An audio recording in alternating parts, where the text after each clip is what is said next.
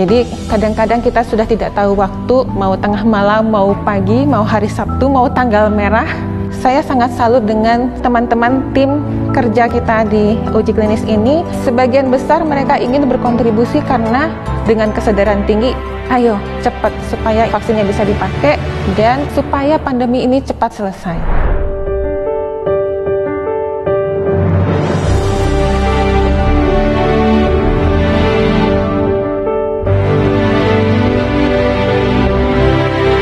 Bio Farma mempunyai sejarah yang menarik dan cukup panjang. Bio Farma didirikan tahun 1890.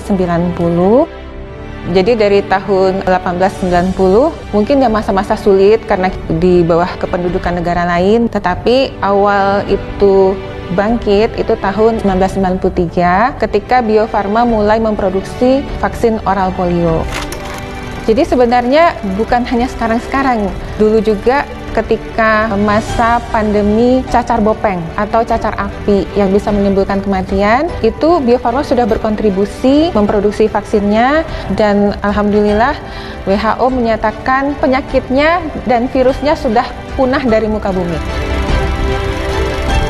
Untuk standar produksi vaksin COVID-19, kita mengacu pada pedoman dari Badan POM, CPOB, dan juga pedoman dari WHO. Kemudian kita memilih inactivated karena kita sudah paham dengan platform teknologinya. Kemudian kita melihat di platform WHO, siapa aja sih yang memproduksi, mengembangkan inactivated ini.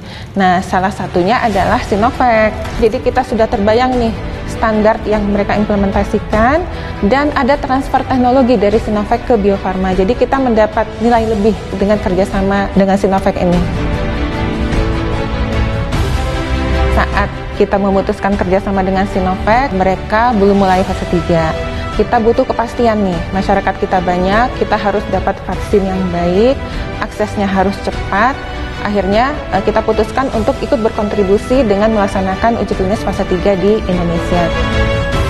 Saya punya tim uji klinis sekitar 100 orang dan itu terdiri dari berbagai disiplin ilmu. Ada dokter spesialis penyakit dalam, ada dokter umum, kemudian ada farmasis, ada ahli statistik, begitu. Mengelola uji klinis ini itu selalu ada tantangan. Tantangannya adalah kita harus menjaga supaya subjek uji klinis dan peneliti-peneliti kita di lapangan jangan sampai kena COVID. Kemudian berbagai pihak ingin kita kerjanya cepat. Setiap minggu sudah berapa subjek uji klinis yang terlibat. Kemudian tiba-tiba harus rapat, segera rapat. Ada masalah ini, bagaimana kita mengantisipasinya? Jadi kadang-kadang kita sudah tidak tahu waktu, mau tengah malam, mau pagi, mau hari Sabtu, mau tanggal merah, itu kita bisa meeting gitu ya. Saya sangat salut dengan teman-teman tim kerja kita di uji klinis ini. Sebagian besar mereka ingin berkontribusi karena dengan kesadaran tinggi, ayo cepat supaya vaksinnya bisa dipakai dan supaya pandemi ini cepat selesai. Subhanallah.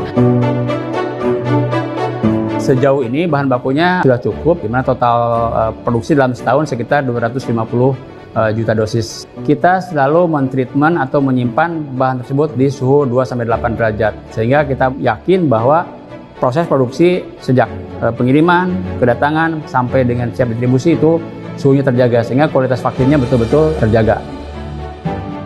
Kemudian peralatan yang kita gunakan merupakan peralatan yang paling canggih yang ada di dunia. Artinya kita mentreatment vaksin COVID ini dengan yang terbaik.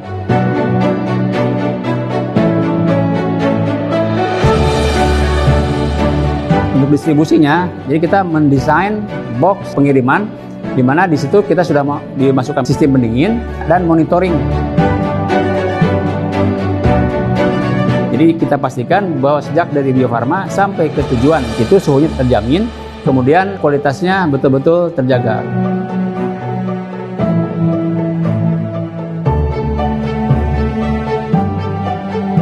Kita tuh sudah aware bahwa ada kelompok yang tidak percaya vaksin.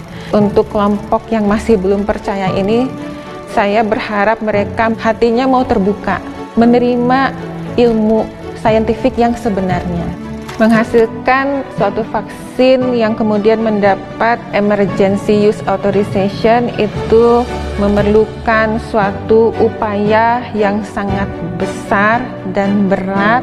Oleh sebab itu, supaya upaya berbagai pihak, pengorbanan berbagai pihak ini dapat dihasilkan suatu yang bermanfaat, maka kita harus memanfaatkan fasilitas vaksinasi yang sudah disediakan oleh pemerintah.